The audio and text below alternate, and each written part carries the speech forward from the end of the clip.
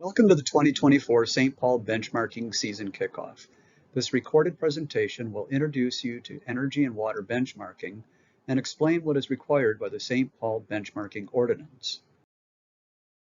We'll talk about why we benchmark, review the details of the ordinance, and then wrap up by sharing information about resources available to help you benchmark your building. Let's begin by answering the question, why do we benchmark? As the old adage goes, you can't manage what you don't measure, and this is why we benchmark. Benchmarking is the ongoing tracking of a building's energy and water use to ensure that it is using energy and water as expected over time and relative to its peers. Estimates indicate that roughly 1/3 or more of the energy used by buildings is wasted at a cost of $150 billion annually. Benchmarking provides us with the data we need to determine just how efficient or inefficient our buildings are. Benchmarking combines two silos of building data that aren't typically integrated. In one silo, there is the meter consumption data, including use of electricity, gas, and water. In the second silo, there are the building characteristics, including square footage, use, schedules, and occupancy. When combined, we get valuable metrics such as the energy use intensity that help us understand a building's efficiency and allow us to compare each building to its peers. Similar comparison tools are common in our lives. Nutrition labels allow us to compare loaves of bread or cans of soup for calories, sodium, and protein. Vehicle stickers tell us the miles per gallon for every car on the lot. And energy guide labels let us know what we can expect to pay each year to run home appliances like dishwashers or water heaters. Similarly, benchmarking gives us easy to understand, high-level metrics regarding the efficiency of a building and helps us identify which buildings have the greatest opportunity to save energy. So let's talk a little bit about the St. Paul Benchmarking Ordinance.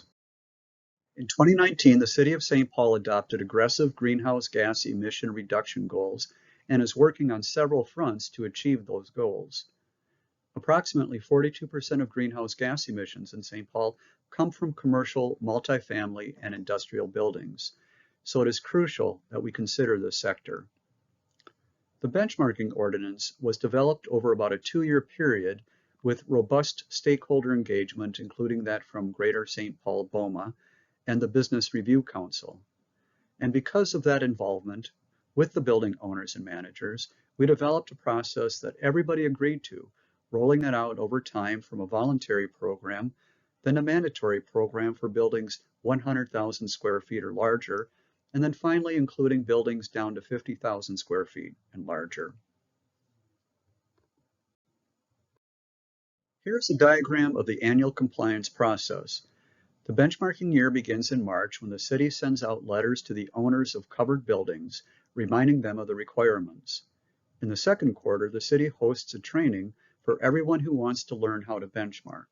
The training is recorded and available on the city's website for those wishing to review it later. Also beginning in the second quarter, the city's help desk provides one-on-one support to building owners with questions about benchmarking.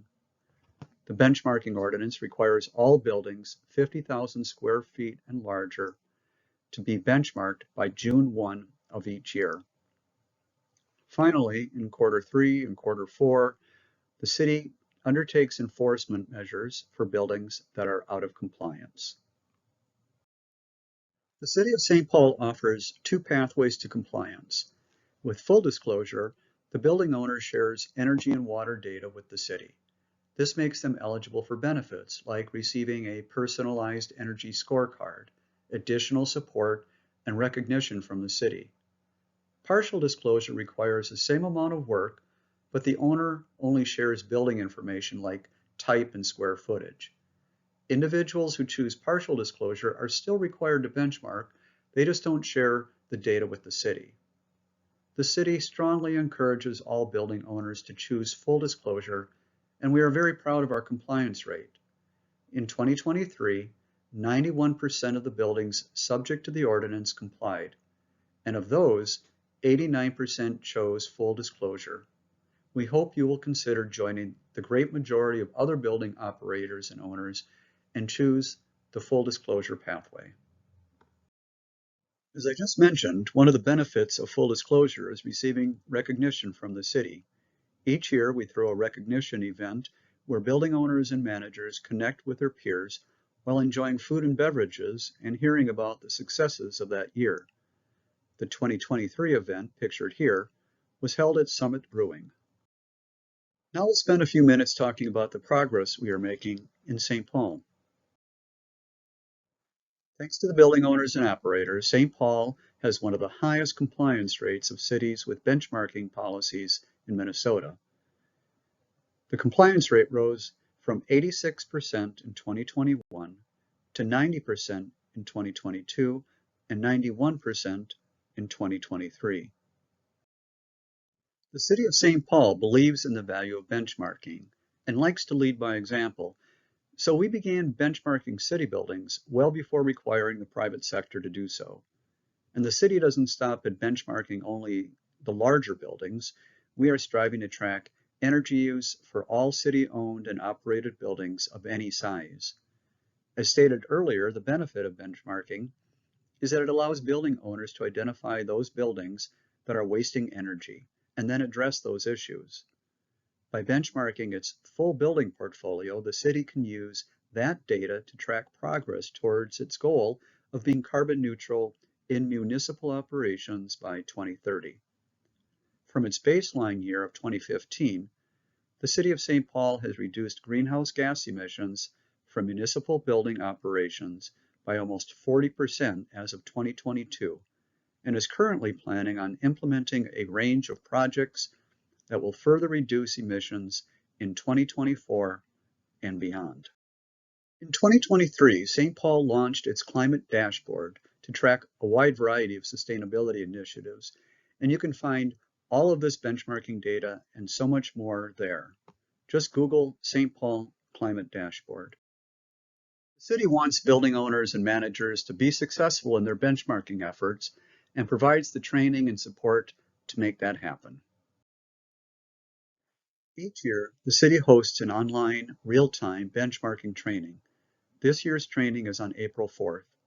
We strongly recommend that people attend if they are new to benchmarking or if they need a refresher.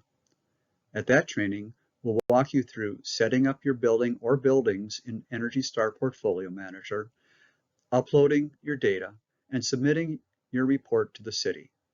You can register for the training at this link.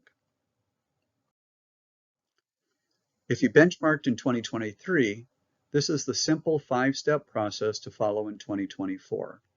First, you will log into Energy Star Portfolio Manager. Then you'll check your energy data.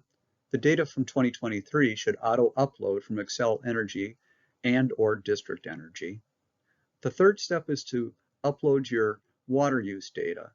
This does not auto-upload, so you need to do it yourself.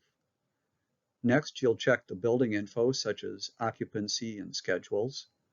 And finally, you'll submit your report. Again, we encourage you to choose full disclosure. As a building owner or manager, you also have access to the benchmarking help desk. You can contact them by phone or email, and they'll be able to help answer all of your questions about benchmarking and address any issues you may have. The help desk staff are experts, and they are there to assist you.